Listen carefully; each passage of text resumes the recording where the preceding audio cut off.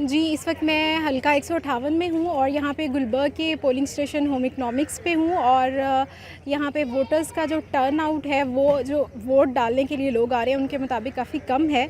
लेकिन अभी थोड़ी ज़्यादा आमदोरफ्त हुई है शहरियों की वोट डालने के लिए यहाँ पे मेरे साथ एक डिफरेंटली एबल्ड पर्सन हैं जो कि वोट कास्ट करने के लिए आए हैं और उनसे पूछते हैं कि कैसे उन्होंने इतनी हिम्मत और इतना जज्बा जमा किया कि वो वोट डालने के लिए आए।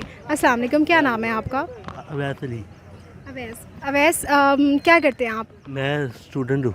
अच्छा, और वोट आपका हो गया, डाल दिया? डाल दिया। किसको वोट डाला है? शेर को डाला। अच्छा, और मुझे बताएं कि आपको अपना वोट यहाँ पे ढूंढने में कोई मसला तो नहीं नहीं, हुआ? कोई मसला नहीं हुआ। अच्छा, और क्या कहना चाहेंगे जो बाकी वोटर्स जो घरों में बैठे हुए हैं उनको? उनको यही कहना चाहूँगा कि अपने हक का इस्तेमाल करो, शेर पे आकर मोहर लगाए। बहुत शुक्रिया।